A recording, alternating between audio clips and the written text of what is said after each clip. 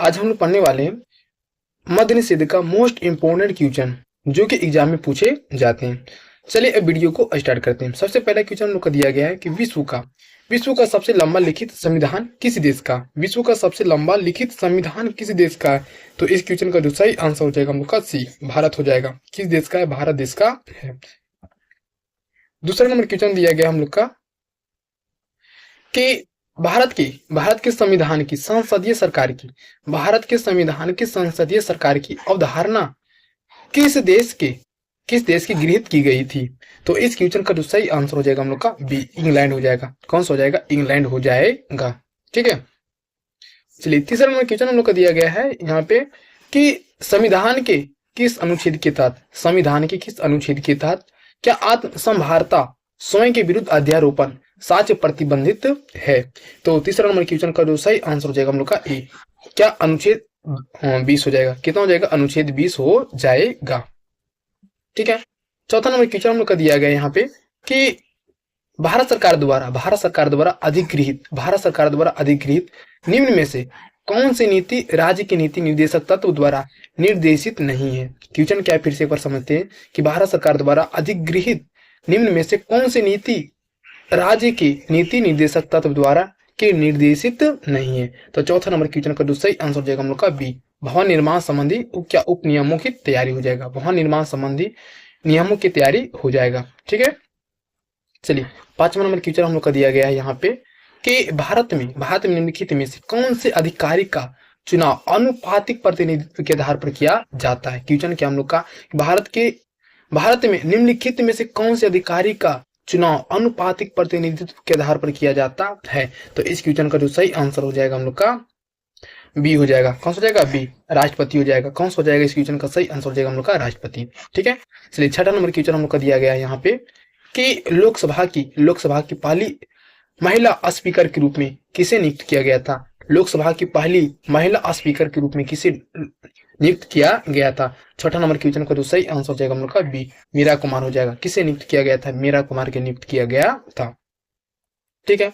चलिए अब सातवां नंबर क्वेश्चन पढ़ते हैं। सातवां नंबर क्वेश्चन हम लोग का दिया गया है यहाँ पे कि भारत के किसी राज्य का मुख्यमंत्री बनने हेतु न्यूनतम आयु क्या होनी चाहिए? कितना होनी चाहिए? 7 नंबर क्वेश्चन का जो सही आंसर हो जाएगा हम लोग का ए, 25 होना चाहिए। कितना होना चाहिए? 25 होना चाहिए। ठीक है।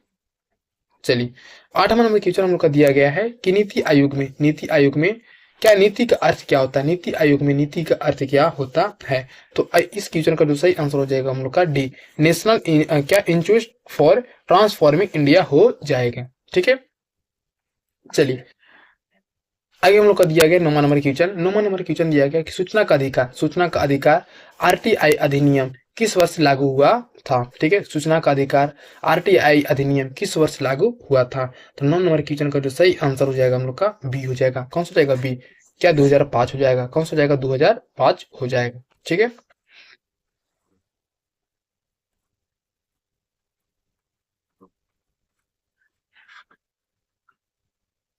चलिए 10 नंबर क्वेश्चन हम लोग को दिया गया कि कौन सा खगोलीय पिंड रात्रि के समय आकाश में चमकता है? कौन सा खगोलीय पिंड रात्रि के समय आकाश में चमकता है? तो 10 नंबर क्वेश्चन का जो सही आंसर हो जाएगा हम लोग का डी, तारा हो जाएगा। ठीक है। कौन सा खगोलीय पिंड रात्रि के समय में आकाश में चमकता है? तो इस क्वेश्चन का सही आंसर हो जाएगा हम लोग का तारा।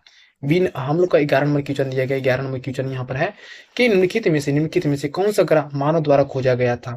ठीक है। प्रथम ग्रह।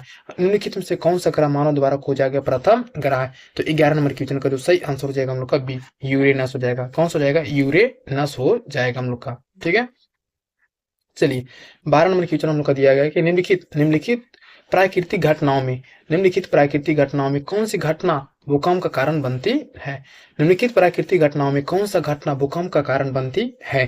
तो 12 नंबर क्वेश्चन का जो सही आंसर हो जाएगा हम लोग का डी हो जाएगा। कौन सा हो जाएगा? डी, ज्वालामुखी विस्फोट हो जाएगा। कौन सा हो जाएगा? ज्वालामुखी विस्फोट हो जाएगा। ठीक है। चलिए 13 नंबर क्वेश्चन हम लोग का दिया गया है कि स्वेज नहर जो वाणिज्य के लिए अत्यंत महत्वपूर्ण है तो निम्नलिखित में से किस देश में अपनाई गई थी? तो 13 नंबर क्वेश्चन का जो सही आंसर हो जाएगा हम लोग का ए, मिस्र हो जाएगा। किस देश में अपनाई गई थी? मिस्र देश में अपनाई गई थी। ठीक है। चलिए 14 नंबर क्वेश्चन हम लोग का यहाँ पर दिया गया है कि भारत के पूर्व में पड़ोसी देश है, भारत के पूर्व में पड़ोसी देश ये कौन है? तो 14 नंबर क्वेश्चन का जो सही आंसर हो जाएगा हम लोग का डी, बांग्लादेश हो जाएगा। कौन सा हो जाएगा? बांग्लादेश हो जाएगा हम लोग का। ठीक है, चलिए 15 नंबर क्वेश्चन दिया गया हम लोग का कि निम्नलिखित में से कौन सा भारत का सबसे बड़ा रेगिस्तान है?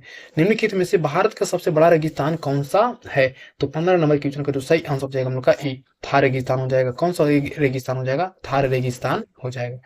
ठीक है, 16 नंबर क्वेश्चन हम लोग का दिया गया है कि क्या क्षिप्रा नदी स्थित है, कहाँ स्थित है? तो 16 नंबर क्वेश्चन का जो सही आंसर हो जाएगा हम लोग का डी, यानी कि मध्य प्रदेश में क्या स्थित है? कहाँ स्थित है? मध्य प्रदेश में स्थित है।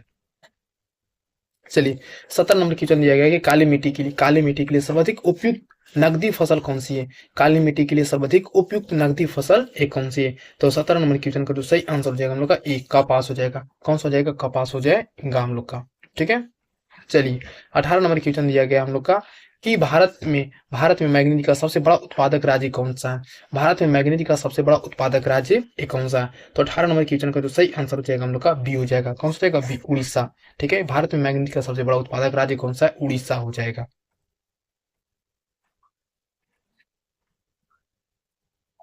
चलिए 19 नंबर क्वेश्चन दिया गया भारत का राष्ट्रीय आदर्श वाक्य सत्यमेव जयते, अर्थात सत्य की हमेशा विजय होती है, किस प्राचीन भारतीय क्या शास्त्र से उदित एक मंत्र है? तो 19 नंबर क्वेश्चन का सही आंसर हो जाएगा हम लोग का बी, मुंडकोपनिषद हो जाएगा। मुंडकोपनिषद हो जाएगा। ठीक है, चलिए 19 नंबर हो चुका हम लोग का। 20 नंबर क्वेश्चन पढ़ते हैं।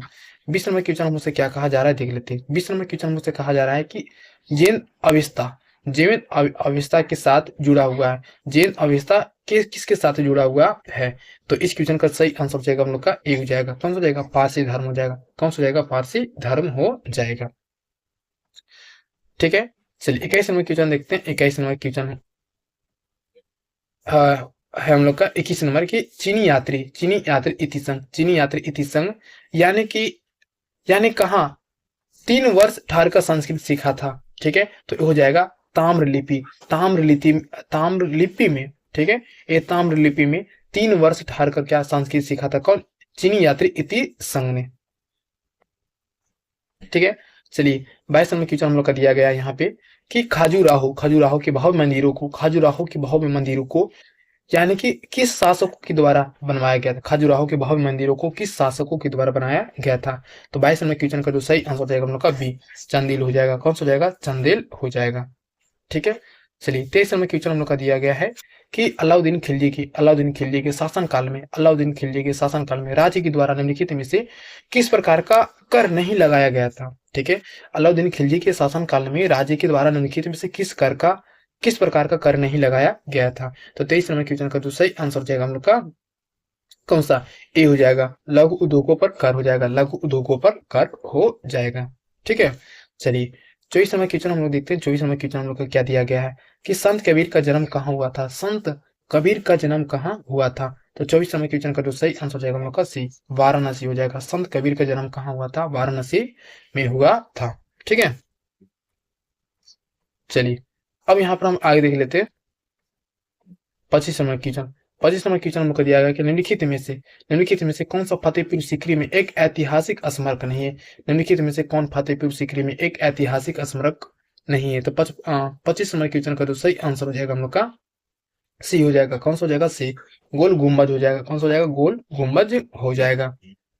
चलिए 26 नंबर क्वेश्चन हम लोग का दिया गया है कि गोलकुंडा किला किस भारतीय राज्य में स्थित है? गोलकुंडा गोलकुंडा किला किस भारतीय राज्य में स्थित है? तो 26 नंबर क्वेश्चन का सही आंसर हो जाएगा हम लोग का बी, यानी कि तेलंगाना हो जाएगा। कौन सा इस क्वेश्चन का सही आंसर हो जाएगा हम लोग का बी, तेलंगाना हो जाएगा। ठीक है, चलिए 27 नंबर क्वेश्चन हम लोग का दिया गया है कि 1793 में किस वायसराय के शासन में बंगाल की अस्थायी बंदोबस्ती लागू की गई थी? तो 27 का आंसर हो जाएगा हम लोग का बी, लॉर्ड कॉर्नवालिस हो जाएगा। लॉर्ड कॉर्नवालिस हो जाएगा। ठीक है, चलिए 28 नंबर क्वेश्चन हम लोग का दिया गया कि भारतीय राष्ट्रीय कांग्रेस के पहले अधिवेशन की अध्यक्षता किसने की थी? भारतीय राष्ट्रीय कांग्रेस के पहले अधिवेशन की अध्यक्षता किसने की थी? तो 28 का सही आंसर हो जाएगा हम लोग का ए, WC बनर्जी हो जाएगा। WC बनर्जी हो जाएगा इस क्वेश्चन का सही आंसर। ठीक है, 29 नंबर क्वेश्चन देखते हैं। कि जलियांवाला बाग का हत्याकांड के विरोध में गांधी जी ने किस सम्मान को लौटा दिया था? जलियांवाला बाग के हत्याकांड में गांधी जी ने किस सम्मान को लौटा दिया था? ये हो जाएगा केसर ए हिंद सम्मान को क्या कहते, लौटा दिए थे। चलिए अब हम लोग आगे क्वेश्चन देख लेते हैं।